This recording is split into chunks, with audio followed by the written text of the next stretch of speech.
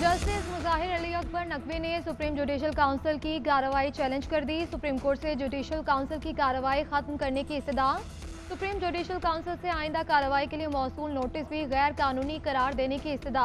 दरख्वास्त में मौक़िफ़ इख्तियार किया गया कि जाहिर किए गए असासे जज के खिलाफ कार्रवाई की बुनियाद नहीं बन सकते। टैक्स हुकाम की जानिब से असासों पर कभी कोई नोटिस नहीं आया।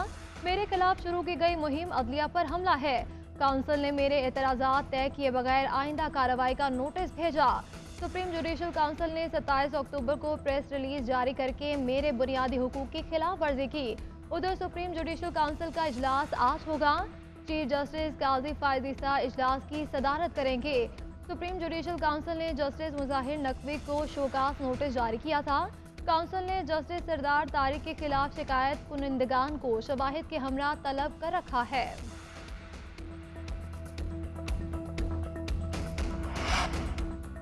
चेयरमैन पीटीआई की साइफर केस में जेल ट्रायल के खिलाफ इंट्रा कोर्ट अपील पर समाअत। वकील चेयरमैन पीटीआई सलमान अकरम राजा ने दलाल देते हुए कहा, जज की तैनाती का मामला बहुत अहम है।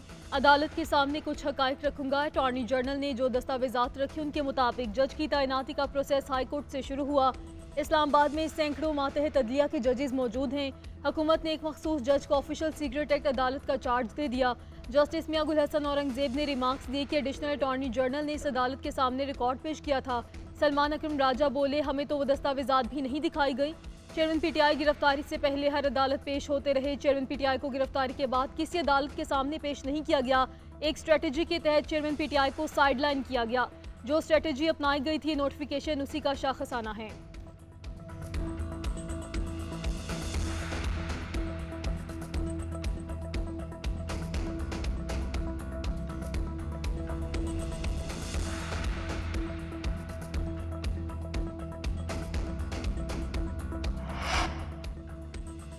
एहतसाब अदालत इस्लामाबाद में नवाज शरीफ के खिलाफ तोशाखाना केस की समाअत। नवाज शरीफ का बयान कलम बंद करने की दरख्वास्त मंजूर।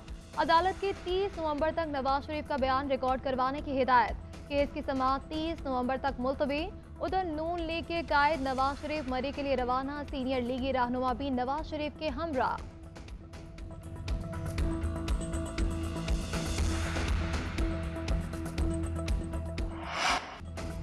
स्मोक फिजा में जहर घोलने लगी। लाहौर में मजमू एयर क्वालिटी इंडेक्स 393 रिकॉर्ड। शहर के दीगर मकामात mall road, defence, cantt Kot, Lakhpat और दीगर मकामात एयर क्वालिटी इंडेक्स 400 से तजावुज कर गया। हुकूमत पंजाब ने 10 अजला में एक हफ्ते के लिए मास्क लाजमी करार दे दिया। पंजाब के दीगर शहर आज भी स्मोक की लपेट में। कराची की फिजा भी सांस लेने के लिए मौजू न रही। स्मोक से सांस लेने में दुश्वारी, आंखों में चुभन, नजला, जुकाम, दम और फेफड़ों की बीमारियों में इजाफा हो गया। महकमे मौसमियात के मुताबिक लाहौर, कराची, पेशावर में बारिश का इम्कान नहीं। ताहम इस्लामाबाद में मतला जुज़वी तौर पर अबर आलूद, जबकि बाला इलाकों में मौसम सर्द रहेगा। लाहौर हाई कोर्ट की स्मोक के 22 जनवरी के आखिरी हफ्ते तक तमाम तालीमी इदारे बंद रखने का नोटिफिकेशन जारी करने की हिदायत। जस्टिस शाहिद करीम ने स्मोक के तदारुक के लिए दरखास्तों का तहरीरी हुक्मनामा जारी कर दिया।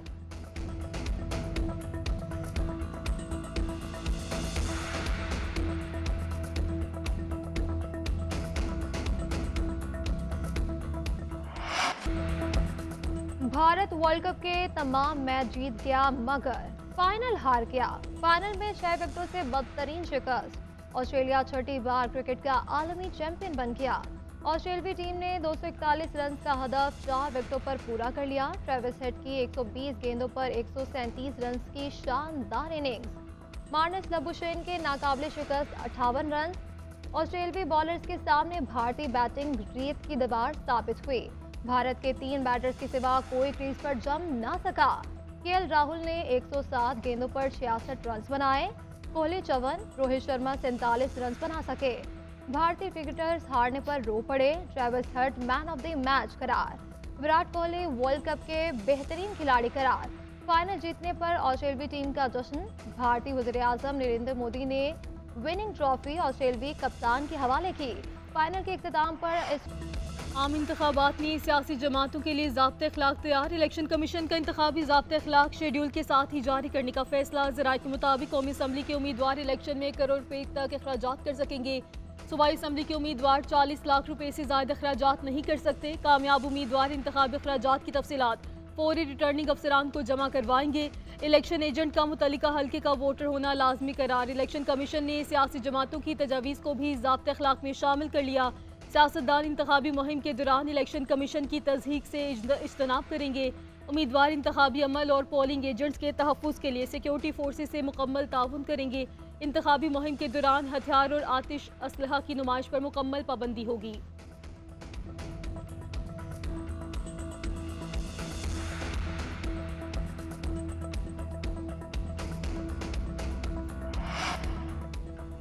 अफगान हुकूमत जानती है टीटीपी कहां मौजूद और कहां से पाकिस्तान के खिलाफ कार्रवाइयां हो रही हैं।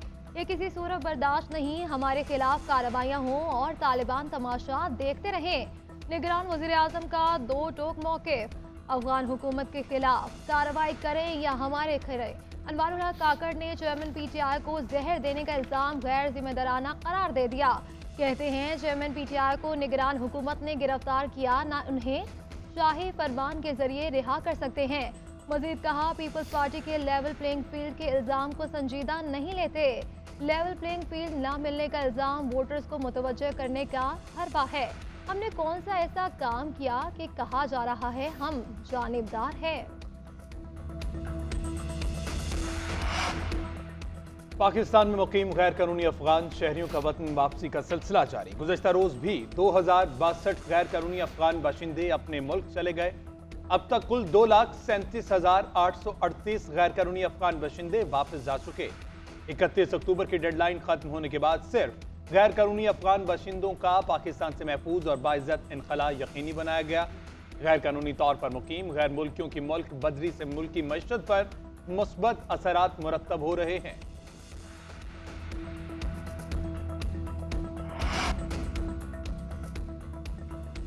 सिंध हाई कोर्ट में लापता अफराद की बाजियाबी से मुतल्लिक दरख्वास्तों की समाअत अदालत ने रिमार्क्स दिए कि जो तफ्तीशी अफसर लापता अफराद का सुराग लगाने में कोताही बरतने में मुलविस पाया गया उसके खिलाफ भी कार्रवाई की जाएगी। तहकीकात में पेश ना हुए तो अदालत समझेगी कि ये भी शरीक जुर्म है। तफ्तीशी अफसरान को शहरियों को लापता करने वाले मुल्जिमान की फहरिस्त में शामिल कर लें। लोगों के सब्र का पैमाना लबरेज हो गया। अदालत ने तफ्तीशी अफसर और दीगर इदारों से 18 दिसंबर को रिपोर्ट तलब कर ली। विफाकी और सूबाई हुकूमत को भी ताज़ा रिपोर्ट्स पेश करने का हुक्म।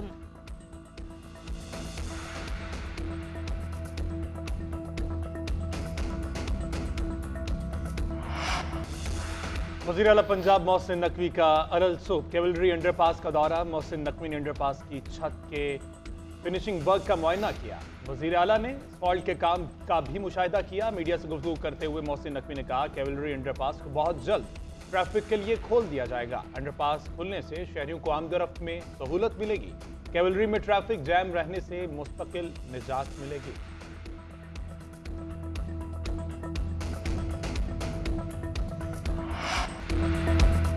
नोवाक जोकोविच ने नया एजाज अपने नाम कर लिया। सर्बियन टेनिस स्टार ने रिकॉर्ड 7वें ATP टूर फाइनल्स का टाइटल जीत लिया। फाइनल में इटालियन खिलाड़ी जैनिक सिनर को शिकस्त का सामना। सर्बियन टेनिस स्टार ने स्ट्रेट सेट्स में कामयाबी हासिल की। जोकोविच की जीत का स्कोर 6-3, 6-3 रहा और फाइनल में फतह के साथ सर्बियन खिलाड़ी ने ग्रुप पहले की हार का बदला भी ले लिया।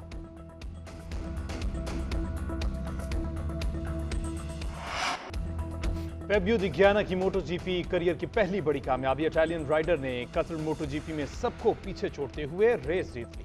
इख्तितामी लम्हात में गियाना की चैंपियनशिप लीडर फ्रांसिस्को पर फैसला कुन बर्तरी हासिल। टाइटल जीतने के बड़े उम्मीदवार जॉर्गे मार्टिन 10वें नंबर पर रहे। इटालियन खिलाड़ी गियाना ने स्प्रिंट मरहले में भी दूसरी पोजीशन हासिल की थी।